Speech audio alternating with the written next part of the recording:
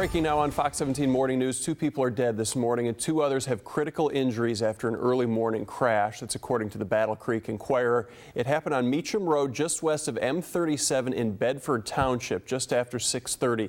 Battle Creek police say a car went out of control on the curve and hit 2 trees. Aeromed was called in to take the 2 survivors to the hospital. We will continue to update this story at fox17online.com and on Fox 17 News at 10. As floodwaters start to recede, the Red Cross is beginning to close shelters. The Red Cross is closing the shelter at the Ionia Armory Community Center at noon today. The shelter at Alpine Baptist Church will remain open, so if you need water, snacks, or cleanup kits, you can go there. If you want to help flood victims, head to our website, fox17online.com, and check out our flood resource guide. The search for a missing mother from Grand Rapids is now being investigated as a homicide. That is according to family members of Latrice Mays, who are still hoping for closure in the case. On Friday, community members, some who didn't even know her, held a prayer vigil at Garfield Park in Grand Rapids and went door to door with flyers trying to help the family. Back on March 19th, the mother of 5 was reported missing after she didn't pick her kids up from school. Latrice Mays was last seen at Division and Burton on the city's southeast side. Her aunt, who joined the effort on Friday, says the family is thankful for the police work being done and all the support from people. It means a lot for us. It means a lot to know that, the community is, has a heart. And even though Latrice doesn't have a voice right now, that everyone can be that voice for her. Yes. So thank you. Thank you all. Grand Rapids detectives has said this is a criminal case, but otherwise haven't said a whole lot. Meanwhile, the Kent County Jail has confirmed that Mays' boyfriend, identified as Jaleel Hoskins, has been in custody since April 23rd. He's locked up on a no parole hold without bond.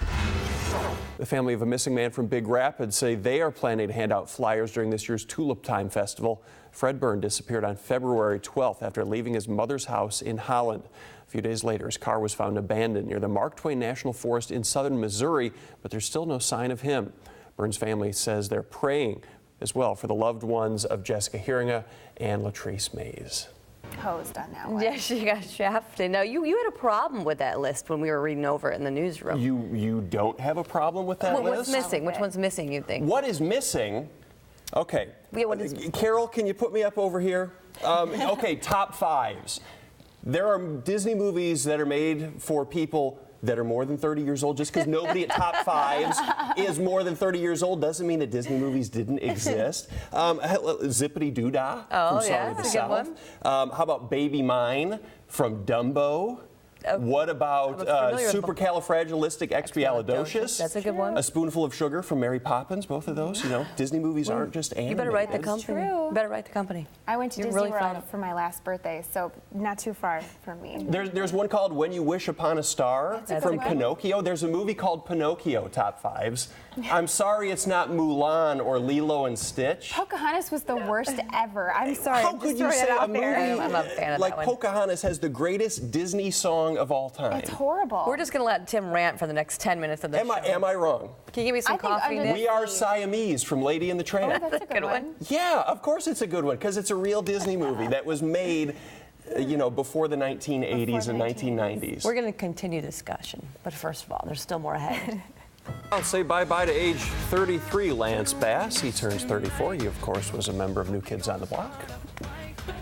Was he? Was it Backstreet Boys? Might have been. 98 Degrees.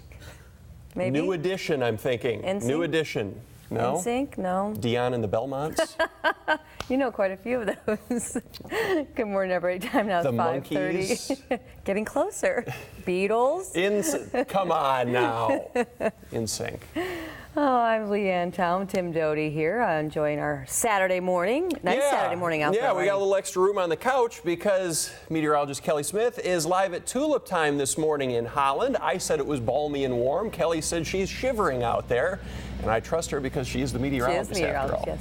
Tens of thousands gathering in Louisville, Kentucky for the 139th annual Kentucky Derby this afternoon. Some of them are actually there for the race, not just the big hats and the drinks. Orb, winner of the Florida Derby, came into today as the favorite at 7-2, but is not considered a lock by any means. The undefeated Verrazano is 4-1, and Golden Sense, trained by Doug O'Neill, sits at 5-1. An O'Neill-trained horse won the Derby last year, so he's trying to go back-to-back. Now, one horse has been scratched, so 19 will run for the Roses this evening, and as Kelly has pointed out, rainy and cool. So if you're going to place a wager legally, go for a mutter maybe. Yeah, it seems like it rains there every single year when they have this derby, you know? And the people on the infield probably don't even realize that it's raining. Because they probably don't even realize there's a horse race going on around them. Exactly. A little liquid flowing in that infield, absolutely. Time now 6:20 on your Saturday morning. Perhaps tense Cubby fans?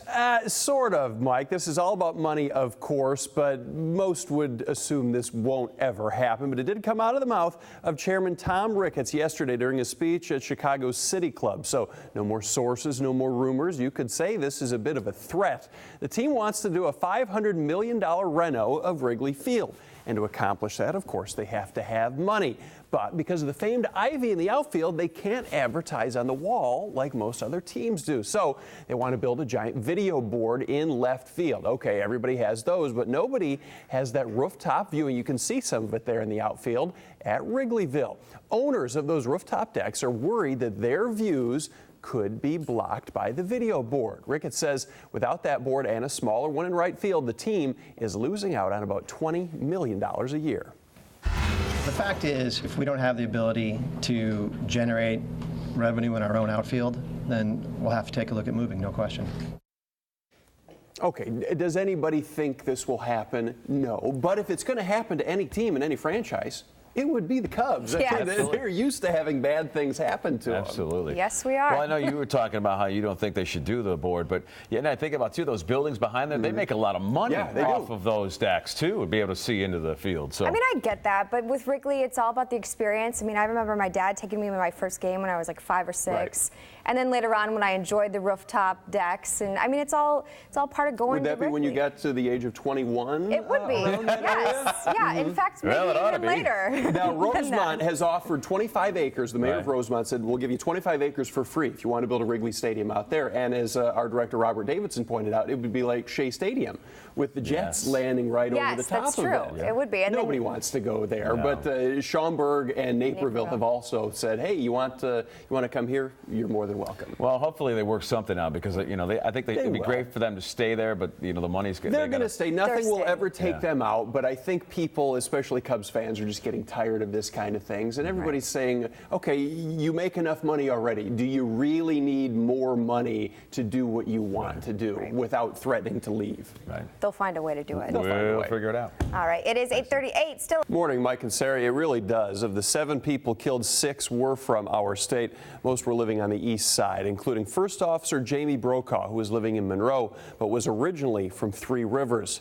Flight NCR 102 is a national air cargo flight from Bagram Air Force Base in Afghanistan to Dubai. That's a private company that does some contracting work for the U.S. government. Now, on board the jet were vehicles and what the company described as routine cargo. 33-year-old Brokaw was one of 4 pilots on board. He was listed as a first officer. Friends tell us he'd just gotten married last summer and that flying was in his blood. His grandpa flew in World War II, and Brokaw's father also flew.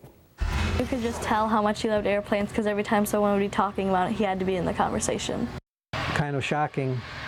Someone that close to you is, suddenly gone. No word yet on what caused the 747 to crash, though witnesses on the ground at Bagram say it appeared the payload had shifted, causing a stall. The National Transportation Safety Board will investigate along with Afghan authorities.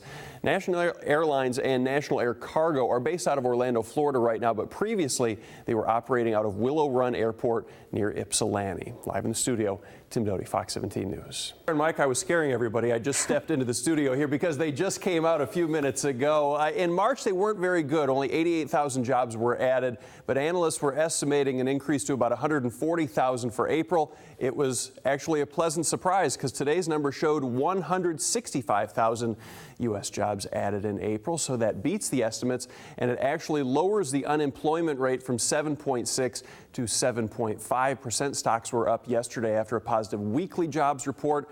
Look for them to probably be up again today on this monthly jobs report. Now, the U.S. economy adding jobs at a rate of about 159,000 a month. That is slow, it is steady, but it's not enough to cause a whole lot of a change in the unemployment rate. Most times when we see it go down these days, it's because people are leaving the workforce. Last month, about 500,000 Americans did just that. Live in the studio, Tim Doty, Fox 17 News.